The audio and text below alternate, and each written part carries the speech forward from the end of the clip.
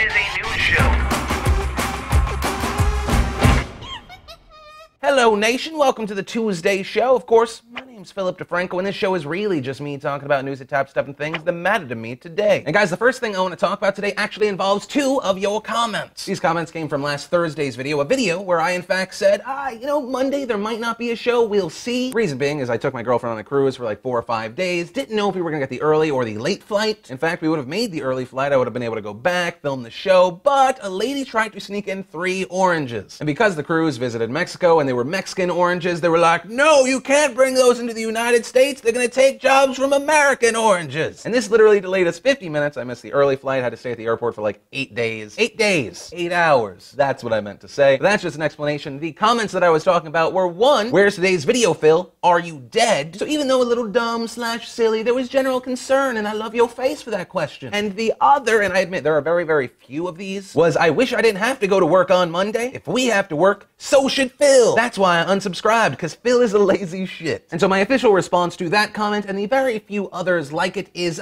shut your face and go die in a fire. But mainly, I just had this overwhelming sense of being very, very confused. I mean, how could this person who I've never interacted with on any level be so angry at me? I mean, 1, I didn't choose your job, and I don't have to live in the parameters of your life, so go fuck yourself on that note. And 2, you don't know my work day. I mean, I love my job and my companies, but you know what, more often than not, it's 6 to 6. And it's not a dick measuring contest. There are many people out there that work way harder, way longer, and way rougher. And so go fuck yourself on that note too. And from there, it just made me think of how could someone be so angry about anything, let alone something they are getting for free that does not offend them. And so all of that goes around and ties into a study from forensic-psychology.net. And it talks about how much this generation uses the internet and how it is affecting them. Specifically, that this generation spends 35 billion hours collectively on the internet per month. And a large part of this generation are considered heavy internet users, and heavy internet users are 2.5 times more likely to be depressed or angry. And the study goes on to argue that the internet is what is actually making people aggressive and sad. On the other hand, I also think there are a lot of people that are already depressed and already angry that go onto the internet to deal with it. And I talked about all of that because 1, I found it interesting, and 2, I wanted to know what you think. Does the internet and what happens on it make you depressed, make you angry? What about society in general? Do you think it has that sort of effect, or does it kind of just run parallel to the people that are already depressed and already angry? And I really love to know what you think, but I guess main point, Skeet123 can still go die in a fire. Although, I feel like I understand you as a person a little more. Even though, judging by your comments, you like to brag that you're 22 and drive a BMW with a thumping system that you use to play Selena Gomez. And we move on. And Nation, the next thing I want to talk about is kind of related in that internet people are very, very angry for some reason. And that was that yesterday, Instagram was bought for $1 billion by Facebook. Everyone's been talking about it, tweeting about it, joking about it. It was kind of amazing. The only thing that was funnier than all the people joking about Instagram being bought were the people that were angry that Instagram was bought. Like, just the comments about how much they hated Facebook buying them. You would think like Facebook's job was to give babies and puppies AIDS. I mean, it has to be exhausting being that angry about the most insignificant, doesn't affect your life sort of thing. For those of you unfamiliar, it was an iPhone app that was used by like 30 million people. Now they have an Android app that has been downloaded like 5 million times. And it's literally, you take a picture and then it turns it into a square picture. You got a filter that either makes it look stupid or kind of stylized. I feel like it makes my vroom vroom look a little vroom vroomier. And then you upload it to a community of picture takers and picture appreciators. And even though I didn't get it at first, I mocked it at first, I kind of like it. I mean, I'm lazy. I don't want to take a picture, put it on my computer, Photoshop it, save it, upload it. I mean, yeah, I will do that for some pictures, but not if I'm taking a picture of an omelet. Although I question why I'm uploading a picture of an omelet to the internet in the first place. But it's a thing I sometimes do and I hate myself for it. And all jokes aside, I actually use Instagram to find new photographers. One of my new favorites, and I don't think he was the one that actually posted it, was Kirill from KirillWasHere.com. Also, sorry if I'm mispronouncing your name. And you just find really awesome people. Like this guy, literally, he just goes to parties and just takes awesome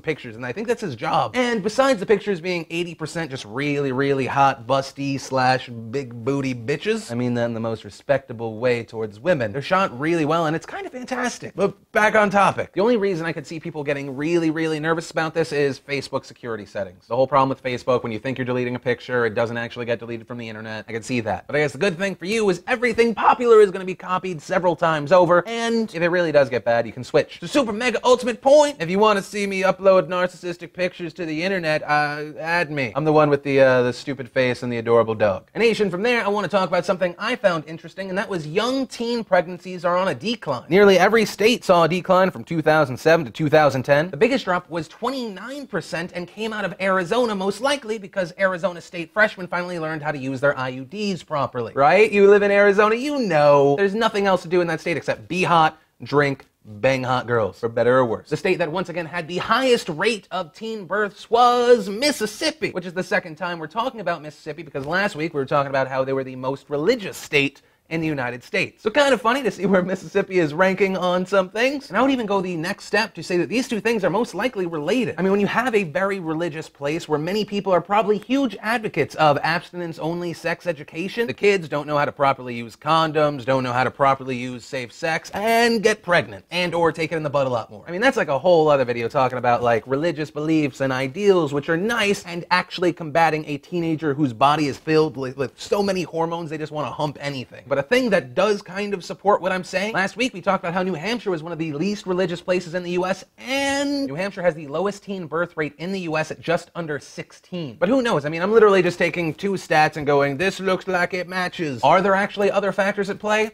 I don't know. I just found this interesting and thought I should let you know. Also, I just spit on myself. And Nation, the final thing I want to talk about today is either super happy fun time news or super sad news, and that is Rick Santorum has dropped out of the presidential race. Rick, if you don't remember, was the Republican presidential hopeful who, in my opinion, was a crazy person. Although a crazy person who spoke very well and played on the heartstrings of other religious people until he said something crazy. And I know my bias is showing here, and I'm glad, because this guy, really, he should not have even gotten as far as he did. It just feels like in the next 4 years, because this guy is out of the race now, that like another country or your vaginas aren't gonna get nuked. And I just take a moment and just like thank the universe, God, your deity of choice, that even though Rick Santorum was so crazy about birth control, he still believed that it was okay to pull out. That was a terrible joke, but one that you will most likely hear over and over for the next week. And there are two big things to note here. The first, not the happiest. Santorum said his daughter Bella's health was one of the reasons he was reconsidering his presidential bid. She suffers from a rare genetic condition and has been hospitalized twice during the campaign. So obviously that's very sad. No one wants to be happy